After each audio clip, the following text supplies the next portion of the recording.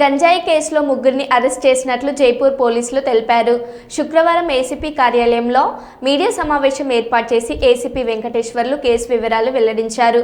వేలాలకు చెందిన సాయి కార్తిక్, ప్యాగ శేఖర్, కిష్టాపూర్కు చెందిన సుందిళ్ల సంపత్ అనే ముగ్గురు వ్యక్తులు వారి మోటార్ సైకిళ్లపై అసిఫాబాద్ ఏరియాలో గుర్తు తెలియని వ్యక్తుల దగ్గర గంజాయి కొనుక్కొని కొంతమేర గంజాయిని తాగి మిగతాది చిన్న చిన్న ప్యాకెట్లుగా తయారు చేసి చుట్టుప్రక్కల ప్రాంతాల వారికి వేలాల ఇసుక క్వారీ వద్ద విక్రయిస్తున్నట్లు వివరాలు వెల్లడించారు. వారిని అదుపులోకి తీసుకొని వారి నుండి 290 గ్రాముల గంజాయిని, 2 మోటార్ సైకిళ్లు, 2 సెల్ ఫోన్లు స్వాధీనపరుచుకొని కేసు నమోదు చేసి దర్యాప్తు చేస్తున్నట్లు తెలిపారు. ఎస్ఐ శ్రీధర్ రెండో ఎస్ఐ రామలక్ష్మితో కలిసి కేసు విచారణ చేపట్టినట్లు తెలిపారు. ఈ సమావేశంలో సిఐ వేణుచందర్, పోలీస్ సిబ్బంది తదితరులు పాల్గొన్నారు.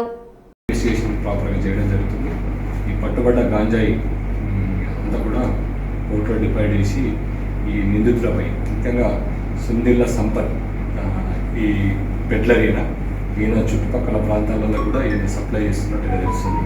అదేవిధంగా దుర్గం సాయి కార్తిక్, త్యాగ శేఖర్ వీళ్ళతో పాటు ఇంకొంతమంది కూడా ఈ గంజాయి కన్జ్యూమ్ చేయడానికి అలవాటు పడ్డట్టుగా తెలుస్తుంది.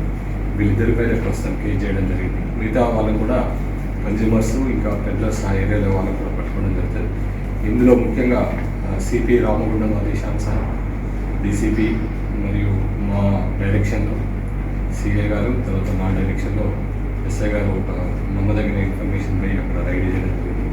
అందులో భాగంగా ఇది చేయడం జరిగింది. గాంజాయి మీద ఎవరైనా ఇన్ఫర్మేషన్ ఇచ్చినట్టయితే ఆ ఇన్ఫర్మేషన్ బాగా గోప్యంగా ఉంటుంది. చట్టపరంగా కఠినమైన చర్యలు తీసుకుంటాం. ఎవరైనా కూడా మీకు తెలిసినట్టయితే వెంబటే 100 కానీ స్థానిక ఎస్ఐ కానీ స్థానిక సిఐ కానీ ఫోన్ చేసినట్టయితే పట్టుకుంటాం. కాబట్టి ఈ ఎంబీపీఎస్ యాక్ట్ ప్రకారంగా చాలా మటుకు తల్లిదండ్రుల విధాన్ని కూడా కౌన్సిలింగ్ చేస్తాం. తల్లిదండ్రులు కూడా మీరు పిల్లల్ని అబ్జర్వేషన్ చేయండి. అలాంటిది ఏదున్నా కూడా మీరు పోలీస్కి ఇన్ఫార్మ్ చేయవలసిందిగా కోరుచున్నాం.